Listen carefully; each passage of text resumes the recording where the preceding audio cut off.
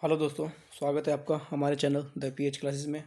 साथियों, जैसा कि आप सभी जानते हैं कि केंद्रीय विद्यालय, नवोदय विद्यालय और DSSS के एग्ज़ाम से रिलेटेड एक जनरल नॉलेज की MCQ सीरीज़ हम लोगों ने स्टार्ट की है, जिसकी 7 क्लासेस ऑलरेडी हो चुकी है। आज इसकी 8वीं क्लास है। शुरू करते हैं आज की वीडियो को शुरू करने से पहले एक बार हमारे चैनल को लाइक और सब्सक्राइब कर दीजिए, ताकि इस चैनल से और इन एग्ज़ाम से जुड़ी हुई जो भी अपडेट हो वो आपको समय समय से मिलती रहे। चलिए साथियों, शुरू करते हैं आज की क्लास को। आज की क्लास का पहला प्रश्न। जी हाँ, who was the founder of the Swaraj party? Swaraj party के संस्थापक कौन थे? तो स्वराज पार्टी के जो संस्थापक थे वो थे चितरंजन दास। ठीक है, CR दास। आपका बी जो ऑप्शन है वो सही हो जाएगा। इसके बारे में आपको थोड़ा सा बता दूं कि जो स्वराज पार्टी थी ये कांग्रेस पार्टी से अलग हुए थे। चितरंजन दास और पंडित मोतीलाल नेहरू, इन दोनों ने ही स्वराज पार्टी की स्थापना 1923 में की थी। ठीक है, जब असहयोग आंदोलन एकदम से वापस ले लिया गया था, तो ये लोग जो थे ये नाराज़ हो गए थे। इनका कहना ये था कि वो जो गांधी जी थे, इन्होंने बिना सभी की राय लिए आंदोलन को वापस ले लिया। तो इसीलिए इन्होंने अपनी एक नई पार्टी बनाई। इस ऑप्शन में अगर आपको चितरंजन दास और मोतीलाल नेहरू दोनों भी मिल जाए ना, तो भी आपको चितरंजन दास ही ऑप्शन में लगाना है, क्योंकि चितरंजन दास जो थे वो स्वराज पार्टी के अध्यक्ष थे और मोतीलाल नेहरू इसके सचिव थे। इलाहाबाद में इसकी स्थापना 1 जनवरी 1923 को हुई थी। तो याद रखिएगा साथियों। ठीक है, आगे चलते हैं अगले प्रश्न पर। क्वेश्चन नंबर 2, मौलिक कर्तव्य की अवधारणा किस देश से ली गई थी? तो मौलिक कर्तव्य जो थे वो USSR। ठीक है, आपका ऑप्शन नंबर बी हो जाएगा सही इसका उत्तर। USSR जो है ये सोवियत संघ कहलाता था पहले, आज इसे रूस कहते हैं। ठीक है मौलिक अधिकार के बारे में आपको थोड़ा सा बता देते हैं कि 42वां संविधान संशोधन जो था, जो कि 1976 में हुआ था, उसके तहत मौलिक अधिकार, ये मौलिक कर्तव्यों को जोड़ा गया था। और कौन सी वो कमेटी थी? तो कमेटी भी आपको बता देते हैं, सरदार स्वर्ण सिंह समिति। तो कुछ बेसिक सी चीज़ें जो आपको याद रखनी है। सरदार स्वर्ण सिंह कमेटी। ठीक है, तो देखिए, जैसा कि मैं आपको बताता हूँ कि जब भी आप जीके पढ़ते हैं तो एक क्वेश्चन को अकेला उसका आंसर ना देख के उससे रिलेटेड जो जो बातें होती हैं वो सारी दिखा कीजिए। तो एक क्वेश्चन में ही कई सारे क्वेश्चन हमारे सोल्व हो जाते हैं। तो 42वां संविधान संशोधन 1976 के तहत मौलिक कर्तव्य जो थे वो जोड़े गए थे, और 1976 में। और किस कमेटी की सिफारिश पे? सरदार स्वर्ण सिंह की। और कहाँ से लिए गए थे? USSR से। USSR कौन सा? सोवियत संघ, जिसे कि अब रूस कहते हैं। ठीक है, तो आप इन चीज़ों को ध्यान रखिए। अच्छा, कौन से भाग के तहत है? तो भाग भी आपको याद होना चाहिए। भाग जो है वो 4A। ठीक है, और अनुच्छेद भी पूछ लिया जाए कि अनुच्छेद कौन सा है, तो अनुच्छेद भी आपको पता होना चाहिए। अनुच्छेद जो है इसका वो आपका 51A। ठीक है, तो देखिए एक क्वेश्चन में कितने सारे क्वेश्चन सोल्व हो गए आपके। चलिए आगे चलते हैं क्वेश्चन नंबर 3 पर। धुआंधार जलप्रपात किस नदी पर स्थित है? तो जो धुआंधार जलप्रपात है ये ऑप्शन नंबर ए नर्मदा पर स्थित हो जाएगा आपका। ठीक है, ये जो नर्मदा नदी है वहाँ पर है, और यह है मध्य प्रदेश के जबलपुर जिले के निकट भेड़ाघाट में स्थित है। ठीक है, चलिए आगे चलते हैं क्वेश्चन नंबर 4 पर। GDP at constant prices is also called. स्थिर मूल्य पर GDP को क्या कहा जाता है? इस प्रश्न का उत्तर आपका बी रियल GDP हो जाएगा। ठीक है, चलिए आगे चलते हैं क्वेश्चन नंबर 5 पर। Which gas is used in the Haber process? Haber प्रक्रिया में कौन सी गैस उपयोग होती है? तो 5वें प्रश्न का उत्तर आपका बी नाइट्रोजन हो जाएगा। ये भी आप याद रखिएगा। ठीक है चलिए आगे चलते हैं क्वेश्चन नंबर 6 पर। पेप्सिन एंजाइम किस अंग द्वारा बनता है? Which organ produces the enzyme pepsin? तो इस प्रश्न का उत्तर आपका बी स्टमक हो जाएगा, पेट। ठीक है, अच्छा साथियों, एक चीज़ और याद रखिएगा कि ना आप लोग खुद से भी आंसर देने की कोशिश कीजिए, कमेंट करते रहिए, और वीडियो को पॉज करके और बीच बीच में अपने भी कमेंट करते रहिए, ताकि आपको भी अपनी तैयारी का पता चलता रहे कि आप सही जा रहे हैं या उत्तर गलत दे रहे हैं या क्या दे रहे हैं। इससे आपके थोड़े से कॉन्फिडेंस में बूस्ट होगा। चलिए आगे चलते हैं क्वेश्चन नंबर 7 पर। रैयतवाड़ी व्यवस्था किसने लागू की थी? Who introduce the ryotwari system? तो 7वें प्रश्न का आपका जो उत्तर है वो उत्तर हो जाएगा बी थॉमस मनरो। ठीक है, थोड़ा सा मैं आपको रैयतवाड़ी बंदोबस्त के बारे में बता देता हूँ। वैसे अगर देखा जाए ना, तो रैयतवाड़ी जो बंदोबस्त था ये आपका 1820 माना जाता है। 1820 में। ठीक है, 1820 में आपका रैयतवाड़ी माना जाता है। वैसे अगर आप इसका स्टार्टिंग देखें तो 1792 में रैयतवाड़ी व्यवस्था लागू हुई थी। ठीक है, कैप्टन रीड और थॉमस मुनरो ने की थी। लेकिन हम जब प्रेसिडेंसी की बात करते हैं तो 1820 में, ये देखिए मैंने यहाँ पर लिखा भी हुआ है, 1820 में मद्रास में यहाँ पर ये लागू हो गई थी, मद्रास प्रेसिडेंसी में। तो थॉमस मुनरो थे। और रैयत कौन थे? रैयत जो थे ना वो किसान थे। जो रैयत थे वो किसान थे। आप लोगों ने पढ़ा भी होगा, रैयतवाड़ी बंदोबस्त, महालवाड़ी बंदोबस्त और स्थायी बंदोबस्त, ये 3 बंदोबस्त थे जो कि ब्रिटिश भारत पर लागू हुए थे। और इसमें जो रैयतवाड़ी व्यवस्था थी ना, इसमें हुआ क्या था कि जो अंग्रेज थे वो डायरेक्ट किसानों से ही टैक्स लेते थे, जो जमींदार थे वो बीच में से हटा दिए गए थे। चलिए आगे चलते हैं अगले प्रश्न पर, क्वेश्चन नंबर 8 पर। धन विधेयक कहाँ प्रस्तुत किया जा सकता है? मनी बिल के बारे में। एक साथियों, एक काम और कीजिए आप लोग, जब कभी भी आप पढ़ते हैं ना तो थोड़ा सा जो टॉपिक्स हैं उन्हें देख लीजिए कि कौन कौन से टॉपिक्स जो हैं वो बार बार आ रहे हैं और किन टॉपिक्स में से कौन कौन से क्वेश्चन हैं जो घुमा फिरा के या फिर चेंज होके उसी टॉपिक में से आ रहे हैं। उन टॉपिक को अच्छे से कर लीजिए। ठीक है, तो धन विधेयक कहाँ पर आता है? ये प्रश्न जो है 8वें का, इसका उत्तर हो जाएगा सी, लोकसभा में। ठीक है। धन विधेयक जो है ना वो केवल लोकसभा में आता है, राज्यसभा में नहीं आता है। पहली बात तो ये। दूसरी बात, जो धन विधेयक है ना वो लोकसभा में भी तभी आएगा राष्ट्रपति की पूर्व सहमति से। अच्छा, अनुच्छेद कौन सा है? किस अनुच्छेद के तहत जो है वो धन विधेयक केवल और केवल लोकसभा में आता है? तो ये हो जाएगा आपका अनुच्छेद 110। ठीक है, चलिए आगे चलते हैं क्वेश्चन नंबर 9 पर। Question number 9। वायुमंडल की कौन सी परत रेडियो तरंगों को परावर्तित करती है? Which layer of the atmosphere reflects radio waves? साथियों, इस प्रश्न का जो उत्तर होगा ना वो आपका जो नौवा क्वेश्चन है इसका सी हो जाएगा, आयनोस्फीयर। बहुत ही बढ़िया क्वेश्चन है ये। इस सीरीज़ में ना मैंने जो क्वेश्चंस आपके लिए बनाए हैं ये काफ़ी क्वेश्चंस ऐसे हैं जो कि एक पूरे पूरे टॉपिक को भी डिस्क्राइब करते हैं। जैसे इसी क्वेश्चन में अगर मैं आपको थोड़ा सा वायुमंडल के बारे में बता दूं तो वायुमंडल आप देखिए, वायुमंडल में ना 5 मंडल होते हैं। ठीक है, सबसे पहला जो होता है वो आपका शोभ मंडल होता है। ठीक है, जिसे कि ट्रोपोस्फेयर बोलते हैं, शोभ मंडल। ठीक है, शोभ मंडल के बारे में मैं आपको दूसरा, अच्छा चलिए पहले मैं आपको सारे मंडल ही बता देता हूँ। जो दूसरा मंडल होता है वो समताप मंडल होता है, समताप मंडल। ठीक है, जिसे कि स्ट्रेटोस्फियर भी बोलते हैं। ठीक है, तीसरा जो होता है वो आपका मध्य मंडल होता है। कौन सा? मध्य मंडल। ठीक है, जिसे कि मिजोस्फियर बोलते हैं। चौथा जो है आपका वो आपका तापमंडल होता है, तापमंडल।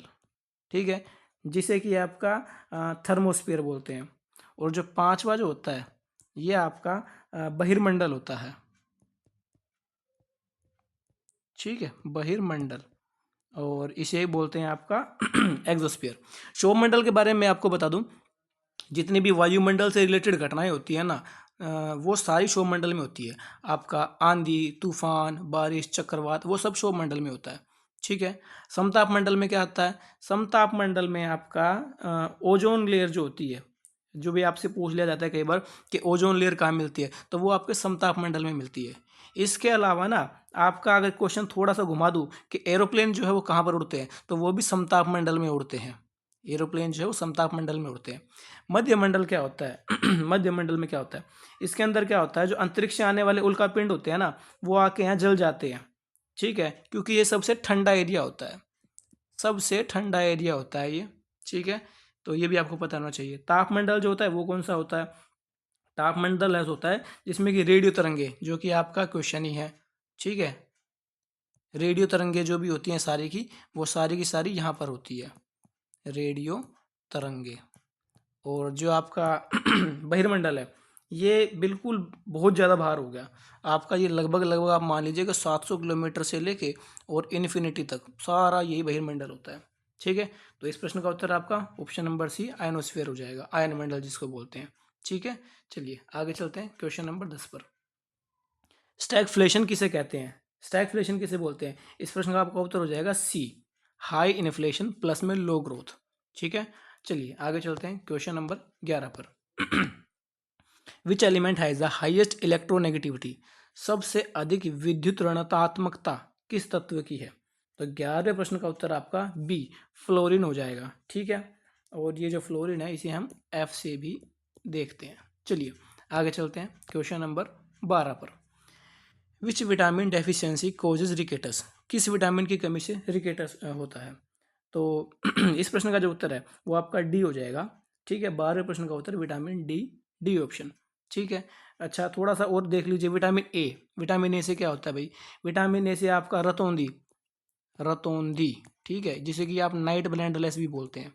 ठीक है, विटामिन बी से आपका बेरी बेरी होता है, ये भी आप लोगों ने पढ़ा हुआ कहीं ना कहीं, बेरी बेरी। विटामिन सी से क्या होता है? विटामिन सी की कमी से होता है आपका स्कर्वी। ठीक है, स्कर्वी जो होता है वो विटामिन सी की कमी से होता है। और विटामिन डी की कमी से आपका क्या होता है? रिकेटस होता है। ठीक है देखिए जैसे कि आप इस फोटो में देख ही पा रहे हैं, ये रिकेटस होता है क्या है, इसमें ना हड्डियां नरम हो जाती है, हड्डियां बिल्कुल कमजोर हो जाती है। ठीक है, चलिए आगे चलते हैं क्वेश्चन नंबर 13 पर। 1929 के लाहौर कांग्रेस अधिवेशन की अध्यक्षता किसने की थी? बहुत ही इंपॉर्टेंट है ये वाला क्वेश्चन, ध्यान दीजिएगा। इस एक क्वेश्चन में से ना बहुत सारे आपके क्वेश्चन बन जाएंगे। Who presided over the Lahore session of Congress in 1929? तो 13वें प्रश्न का जो उत्तर है वो आपका सी जवाहरलाल नेहरू हो जाएगा। ये तो आपका इस प्रश्न का उत्तर हो गया। अब थोड़ा सा इसके बारे में देख लेते हैं। पूर्ण स्वराज की जो मांग थी वो सबसे पहले यहीं उठाई गई थी। हो सकता है ये क्वेश्चन ऐसे घुमा के आपसे पूछ लिया जाए कि पूर्ण स्वराज की जो मांग थी वो सबसे पहले कांग्रेस के कौन से अधिवेशन में उठाई गई थी? तो आपका जो ऑप्शन नंबर सी है जवाहरलाल नेहरू 1929, यहाँ पर ये उठाई गई थी। ठीक है, दूसरी बात अगर आपसे पूछ लिया जाए कि जवाहरलाल नेहरू कांग्रेस के अध्यक्ष कब बने, तो ये आपका 1929 हो जाएगा। ठीक है, अच्छा ये जो लाहौर अधिवेशन ये हुआ कहाँ था और कब हुआ था? ये साथियों आपका 31 दिसंबर को हुआ था, 31 दिसंबर 1929 में। कहाँ हुआ था? रावी नदी के तट पे। मोस्ट इंपोर्टेंट क्वेश्चन है ये, मोस्ट इंपोर्टेंट, इस चीज को नोट कर लीजिएगा, रावी नदी के तट पर। बहुत ही इंपॉर्टेंट क्वेश्चन है साथियों। और देखिए एक क्वेश्चन से आपके कितने सारे क्वेश्चन हो गए, तो खाली क्वेश्चन को ना देखिए, इनसे संबंधित दो चार बातें जो होती हैं वो भी देख लीजिए, क्योंकि क्वेश्चन डायरेक्ट आपसे ये नहीं पूछा जाएगा, क्या पता क्वेश्चन घुमा के पूछ लिया जाए। तो देखिए एक क्वेश्चन में हमारे 5 क्वेश्चन निकल गए यहाँ पर। ठीक है चलिए आगे चलते हैं क्वेश्चन नंबर 14 पर। महाभियोग का प्रावधान किस अनुच्छेद में है? जो राष्ट्रपति पर महाभियोग आप लोगों ने सुना होगा ना, तो ये राष्ट्रपति पर या फिर आपका चीफ जस्टिस ऑफ इंडिया पे जो भी महाभियोग चलता है, तो ये कब होता है, कहाँ, कौन से अनुच्छेद पे है? अनुच्छेद 61, ऑप्शन नंबर ए आपका उत्तर हो जाएगा इसके अंदर। ठीक है, ये महाभियोग की जो प्रस्ताव है ये अनुच्छेद 61 के तहत लिया जाता है। चलिए आगे चलते हैं क्वेश्चन नंबर 15 पर। विश्व में सबसे अधिक लवणता किस महासागर में पाई जाती है? Salinity is highest in which ocean?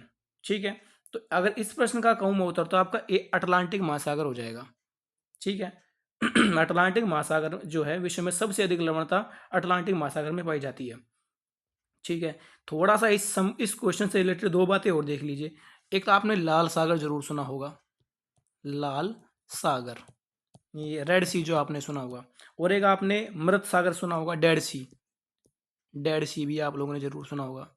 तो ये जो लाल सागर और डेड सी है ना, ये भी मृत, काफ़ी मतलब लवणता पाई जाती है इनमें। जो लाल सागर है ना, ये हिंद महासागर प्रणाली का हिस्सा है और अत्यधिक वाष्पीकरण के कारण बहुत उच्च लवणता रखता है। यह विश्व के सबसे खारे जल निकायों में से एक है। इसके बारे में तो ये है। और डेड सी के बारे में क्या है? यह एक झील है। ठीक है, इसकी लवणता जो है ना, इसमें लवणता इतनी ज़्यादा है कि इंसान डूबते नहीं है, इसमें सिर्फ तैरते रहते हैं, क्योंकि यह पृथ्वी पर सबसे खारे जल निकाय में से एक है। ठीक है, लेकिन हमारा क्वेश्चन ये था कि कौन सा महासागर, तो अगर महासागर पूछा जाए तो आपका अटलांटिक महासागर हो जाएगा। तो अटलांटिक महासागर के अलावा लाल सागर और डेड सी के बारे में भी आप लोग पढ़ लीजिएगा। चलिए आगे चलते हैं क्वेश्चन नंबर 16 पर, 16 पर। मानव विकास सूचकांक किस संस्था द्वारा जारी किया जाता है? Which institutions release the human development index? तो 16 प्रश्न का उत्तर आपका सी यूएनडीपी हो जाएगा भाई। ठीक है, यूनाइटेड, ये आपका मैं अब यूएनडीपी बता देता हूँ, यूनाइटेड नेशनल डेवलपमेंट प्रोग्राम। ठीक है, संयुक्त राष्ट्र विकास कार्यक्रम, इसी के तहत मानव विकास सूचकांक जो है वो जारी किया जाता है।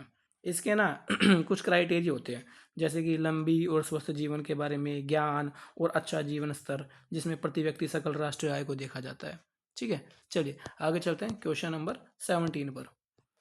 बेकिंग सोडा का रासायनिक नाम क्या है? Baking soda is chemically known as, 17वें क्वेश्चन का जो आपका है उसका बी सोडियम बाइकार्बोनेट हो जाएगा, याद रखिएगा। तो थोड़ा सा अपनी तरफ से भी कमेंट करते रहिए और देखिए इस चीज़ को। आगे चलिए क्वेश्चन नंबर 18 पर। संतुलन का नियंत्रण मस्तिष्क के किस भाग द्वारा होता है? Which part of the brain controls balance? जो हम बैलेंस रखते हैं ना, ये किससे होता है? तो 18वें क्वेश्चन का आपका उत्तर बी सेरिबेलम हो जाएगा। ठीक है, संतुलन जो बैलेंस होता है ना, इसका नियंत्रण मुख्य रूप से मस्तिष्क के इसे सेरिबेलम द्वारा होता है। इस सेरिबेलम को है ना हिंदी में अनुमस्तिष्क भी बोलते हैं। मैं लिख देता हूँ, आप लोग देख लीजिएगा, अनुमस्तिष्क। ठीक है, तो सेरिबेलम के तहत होता है ये। चलिए आगे चलते हैं क्वेश्चन नंबर 19 पर। 2023 में भारत के सीडीएस कौन बने थे? सीडीएस जो है आपका चीफ ऑफ डिफेंस स्टाफ।